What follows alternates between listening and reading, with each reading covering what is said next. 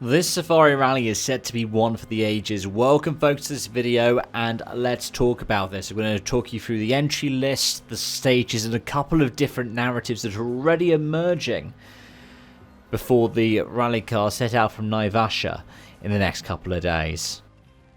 Starting off with the entry list, there are 10 Rally 1 cars entered for the event. Elfyn Evans will be the first car on the road ahead of teammate Carlo Rovanperä, before Thierry Neuville and Oyt Tanak are 3rd and 4th. 5th on the road will be 2nd place last time out Takamoto Katsuta with Adrian Formeau, 3rd place a time out before in 6th on the road. Then it will be the lead Ford Puma of Josh McAlean ahead of the 4th and final Toyota Yaris of Sami Pajari. Gregoire Munster will be 9th on the road, with Jordan Serdaridis doing his 2nd round in a row this season, and the 10th of 10 Rally 1 cars in the running order. In terms of Rally 2, the top seed is Oliver Solberg. Fals Aldevar is going to be entered as well, as is Gus Greensmith.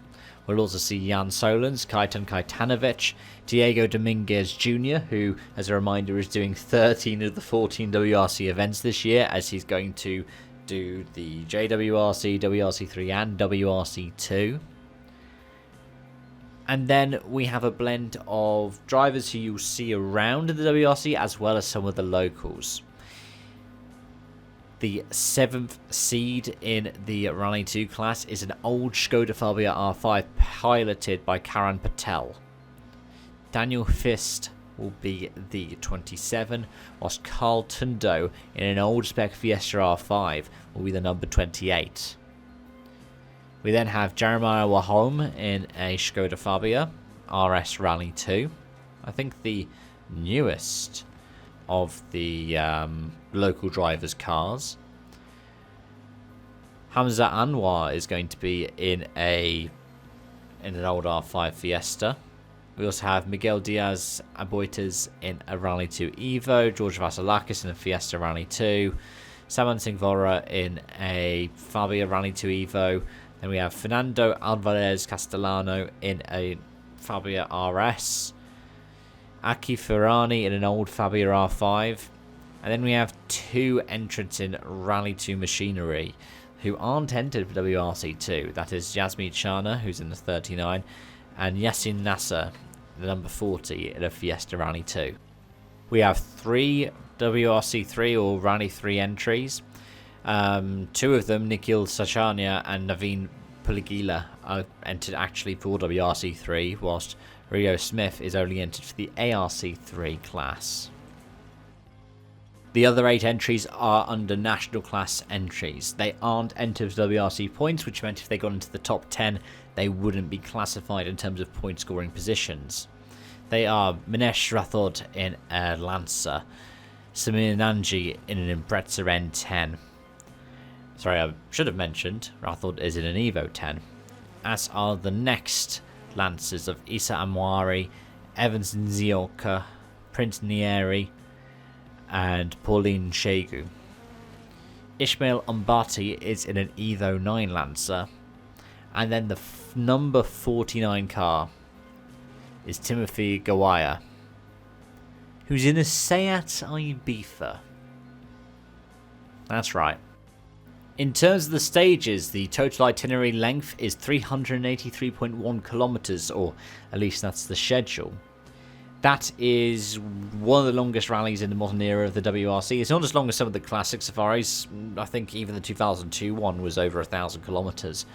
But it's showing that the WRC promoter is happy to experiment with formats. Instead of just doing the F1 thing of as close to 300k as you can get, or I think it's technically 310 for F1, it's going to have some kind of fluidity. I mean, we're going to see the 48-hour style event again for Sardinia. This nearly 400 kilometer safari is going to get closer to what we used to see in the WRC. But over the course of this event, we have 21 stages. Let's talk a little bit about them, because there's some real variety in here. We will start off on Thursday afternoon with the Kasarani Super Special Test. Now, that has been the opening test since the Safari Rally returned back to the WRC in the 2021 season. It's a lot of fun to watch. I mean, it's the first Super Special we're going to have of 2025 even. The first kind of side-by-side race. It's also not the only stage we're going to have on Thursday. Thursday afternoon we're also going to see the first run of Zabibu, which I believe is a new test for 2025. It's just off of the A104. It's spectator test, 8.27 kilometers in length. Lots of hairpins, lots of to's and fro's. Not much in the way of massively flat out stuff, and it runs alongside the Melewa River as well. Friday's 2 loops will open with Camp Moran. It's 31.4 kilometers. It's going to be a really long stage.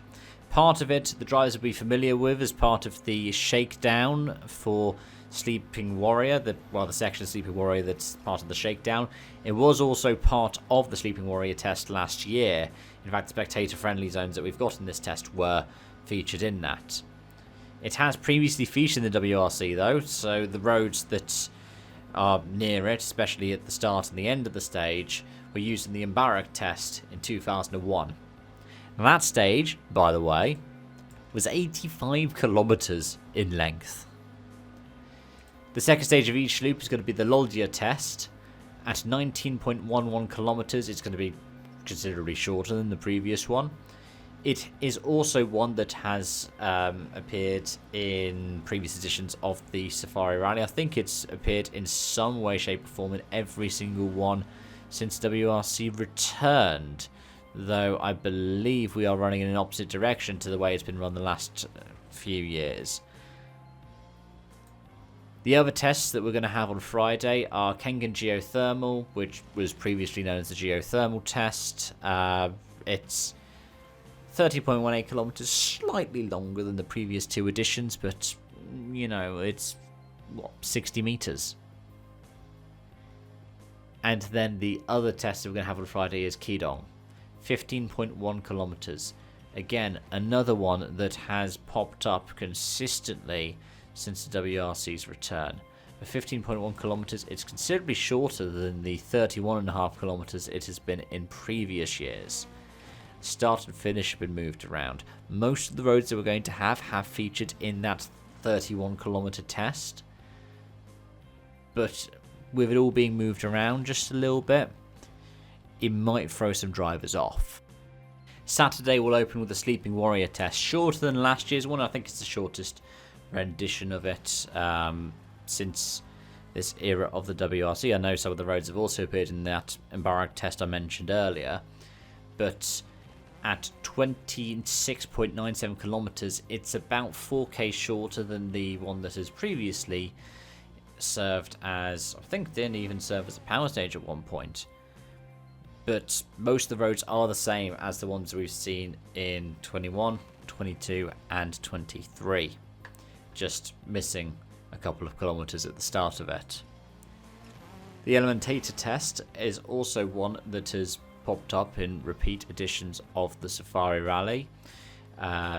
It's going to have switched around direction though, so the now 17.31 kilometer test, 2 kilometers longer than previous editions, is going to be run the same way as it was back in 2021. Whilst the other test that we have, Soy Sambu, is 28.97 kilometers of special stage. The low point has an elevation of 1804 meters, the high point 1926 meters. There's a lot of elevation changes over the course of this stage. The Soy Sambu test has popped up in previous editions of the Safari Rally as well. And at 28.97 kilometers, it is more or less unchanged from the previous couple of editions of it, except, as it has been with a couple of tests, it's now run in the opposite direction. The spectator-friendly Mzabibu will open up Sunday's stages at 6:42 in the morning.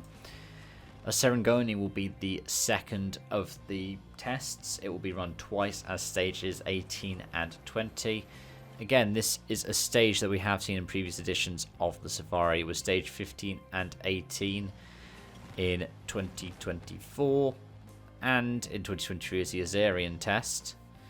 It has popped up in the Safari since its return, and it's largely remained unchanged. I'm pretty sure it's going to be like for like this year compared to the previous 2 editions. And then the final test, I'm pretty sure this has also showed up as a power stage repeatedly, is Hell's Gate. It's going to go back to the kind of one we saw in 2021 though. By which I mean, it's going to have a hairpin right at the end of the event. The last couple of years, it's been flat out in that left-hander going to the finish. There are definitely some things to watch out for though. For example, the weather. It's showing for me, in terms of the forecast that gets predicted in Google, you're going to have scattered thunderstorms on Monday, as well as thunder showers Tuesday, Wednesday, and Thursday.